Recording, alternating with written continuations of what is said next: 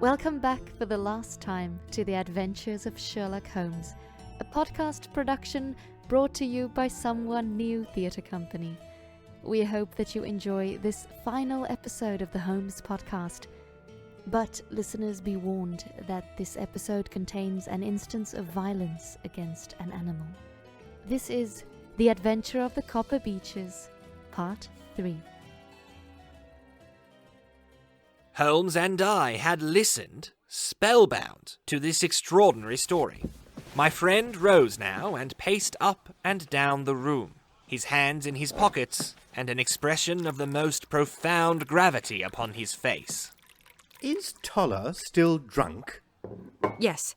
I heard his wife tell Mrs. Rucastle that she could do nothing with him. That is well. And the Rucastles go out tonight? Yes.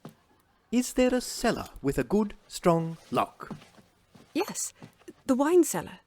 You seem to me to have acted all through this matter like a very brave and sensible girl, Miss Hunter. Do you think that you could perform one more feat? I should not ask it of you if I did not think you a quite exceptional woman. I will try. What is it? We shall be at the Copper Beeches by 7 o'clock, my friend and I. The Rucastles will be gone by that time, and Toller will, we hope, be incapable. There only remains Mrs. Toller, who might give the alarm. If you could send her into the cellar on some errand, and then turn the key upon her, you would facilitate matters immensely. I will do it.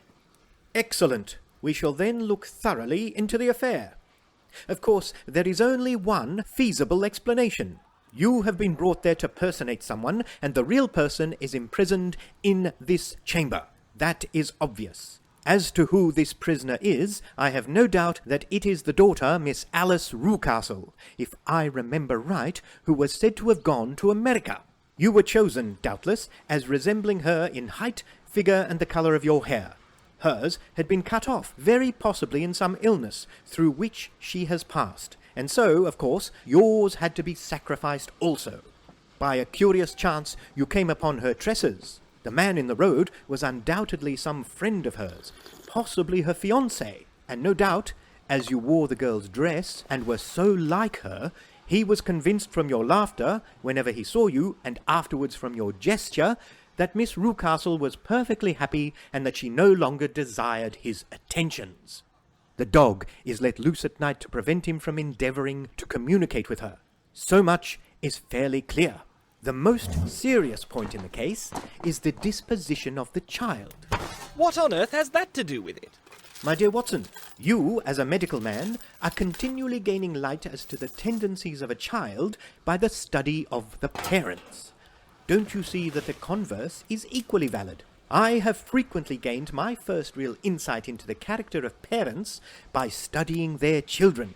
This child's disposition is abnormally cruel, merely for cruelty's sake, and whether he derives this from his smiling father, as I should suspect, or from his mother, it bodes evil for the poor girl who is in their power.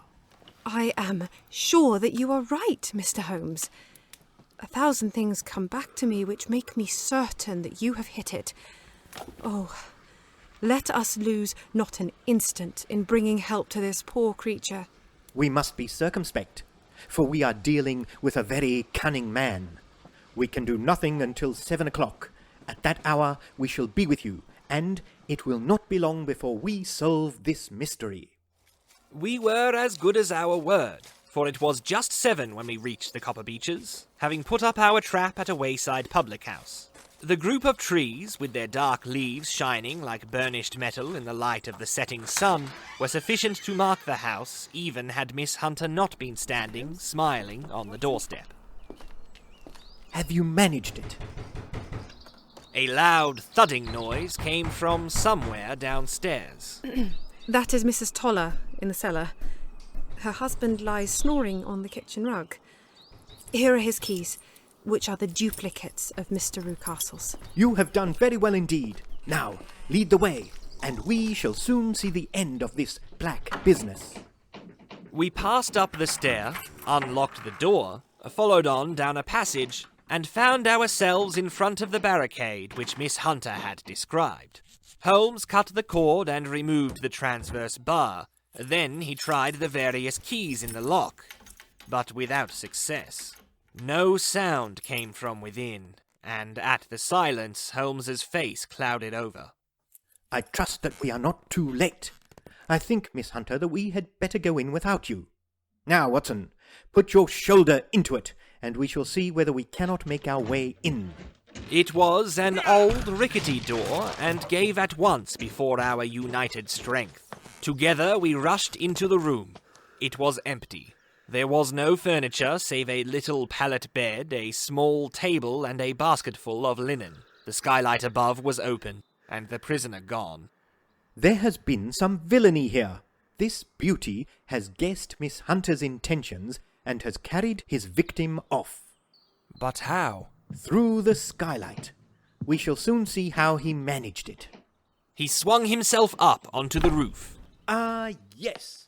Here's the end of a long light ladder against the eaves. That is how he did it. But it is impossible.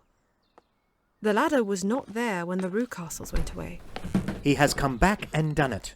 I tell you that he is a clever and dangerous man. I should not be very much surprised if this were he whose step I hear now upon the stair.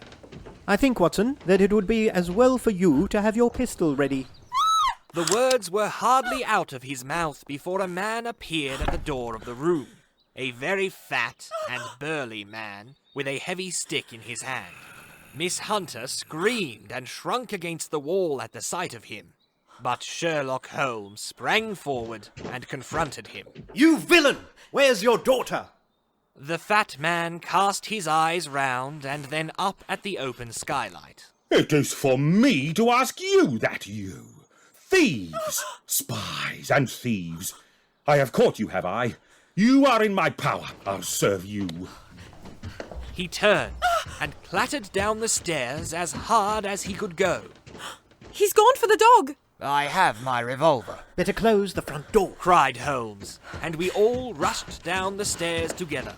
We had hardly reached the hall when we heard the baying of a hound, and then a scream of agony, with a horrible, worrying sound, which it was dreadful to listen to.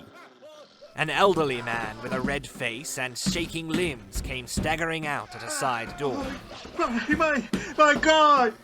Someone has loosed the dog! It's not been fed for 2 days! Quick! Or it'll be too late! Holmes and I rushed out and round the angle of the house, with Toller hurrying behind us. There was the huge, famished brute, its black muzzle buried in Rucastle's throat, while he writhed and screamed upon the ground.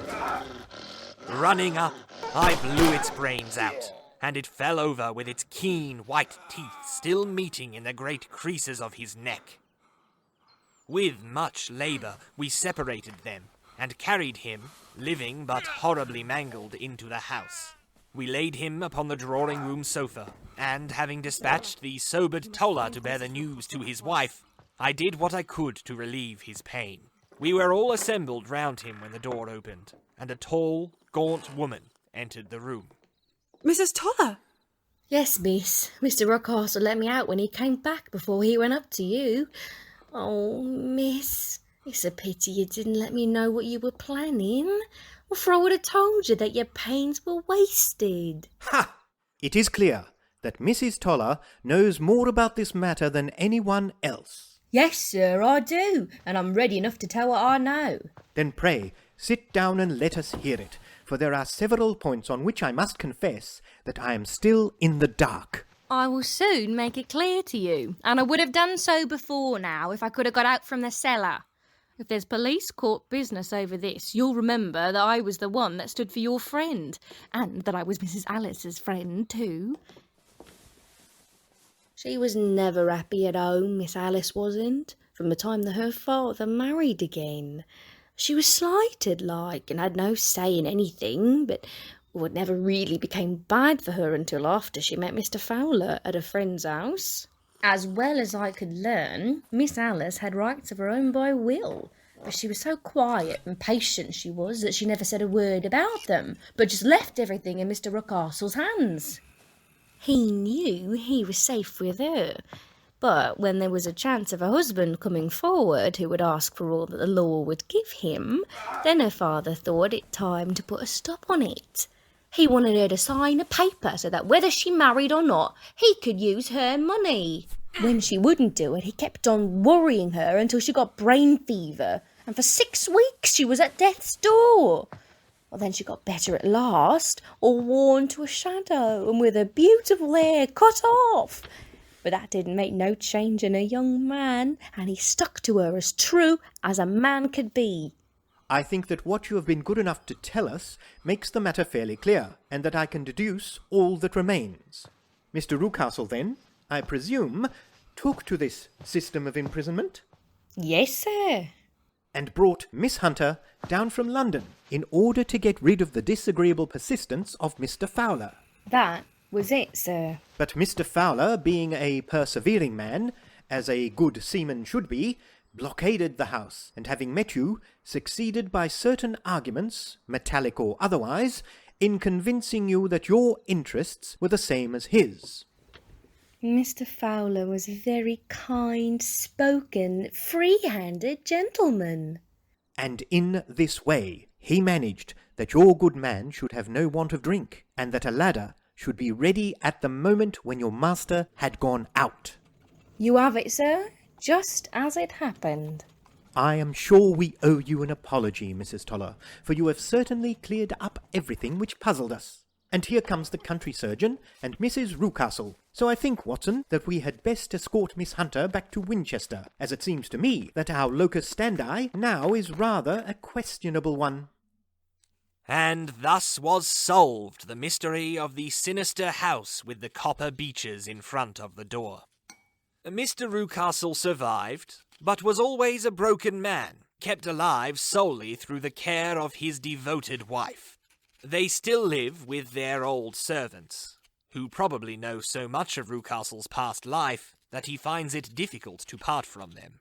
Mr. Fowler and Miss Rucastle were married by special license in Southampton the day after their flight, and he is now the holder of a government appointment in the island of Mauritius.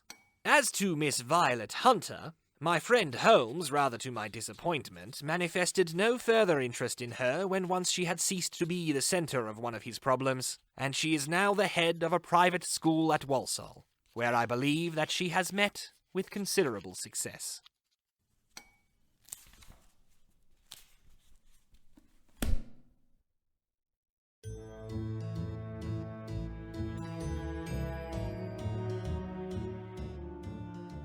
Thank you for joining us for part 3 of The Adventure of the Copper Beeches.